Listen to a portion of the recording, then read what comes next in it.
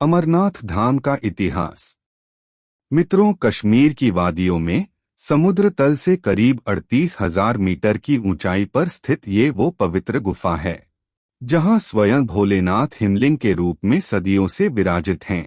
कहा जाता है कि इसी स्थान पर भगवान शिव ने आदि शक्ति माता पार्वती को अमरत्व की कथा सुनाई थी और तभी से दुर्गम रास्तों को पार कर, हजारों कठिनाइयों को झेलकर लाखों श्रद्धालु भगवान शिव और आदि शक्ति के दर्शन करने यहाँ पहुँचते हैं।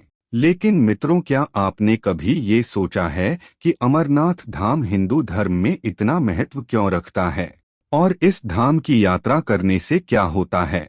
अगर आप भी इन प्रश्नों का उत्तर जानना चाहते हैं तो अगले कुछ मिनटों के लिए मेरे साथ बने रहिए, क्योंकि आज मैं आपको अमरनाथ धाम के उस प्राचीन इतिहास के बारे में भी बताने वाले हूं जिससे अधिकतर लोग आज भी अनजान हैं। तो चलिए सबसे पहले अमरनाथ धाम से जुड़ी कथा के बारे में जान लेते हैं।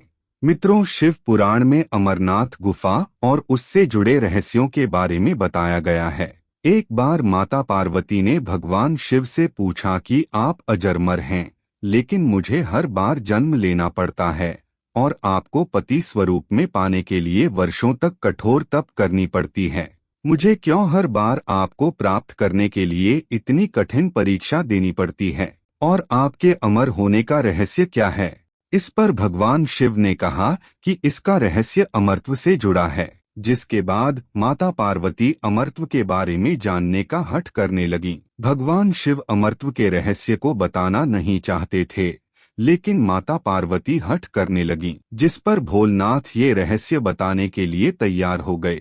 अब क्योंकि भगवान शिव अमरत्व रहस्य सिर्फ माता पार्वती को बताना चाहते थे, इसके लिए उन्होंने एकांत और शांतिपूर्ण जगह की तलाश शुरू की और अंत में उन्होंने अमरत्व की कथा के लिए अमरनाथ गुफा को चुना। अमरनाथ गुफा में पहुंचने के लिए भगवान शिव ने अपने पंचतत्वों अर्थात पृथ्वी, जल, वायु, आकाश और अग्नि का भी परित्याग कर दिया और गुफा में नंदी, कार्तिकेय, गणेश या कोई अन्य पशु पक्षी न आ पाए, इसलिए गुफा के चारों ओर आग जला दी, जिसके बाद उन्होंने अमरत्व की कथा प्रारंभ की। मित्रों, जब महादेव कथा सुना रहे थे तो उस दौरान माता पार्वती की आंख लग गई।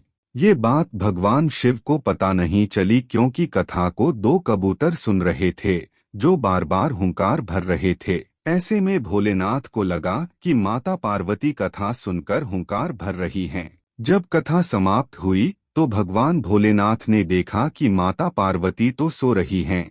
फिर उनके मन में प्रश्न उठा कि कथा किसने सुनी। उन्होंने नजर दौड़ाई तो देखा कि वहां दो कबूतर मौजूद हैं। इस पर भगवान शिव क्रोधित हो गए तो वो दोनों कबूतर उनके सामने क्षमा प्रार्थना करने लगे। दोनों ने कहा कि हे महादेव, हमने ये कथा सुनी है, अगर आप हमें मार देते हैं तो ये कथा असत्य हो जाएगी, आप हमारा मार्गदर्शन करें। तब भगवान शिव ने कहा कि तुम आज से यहाँ शिव और शक्ति के प्रतीक चिन्ह के रूप में वास करोगे। तो मित्रों, इस तरह कबूतर के इस जोड़े ने अमरत्व को प्राप्त कर लिया।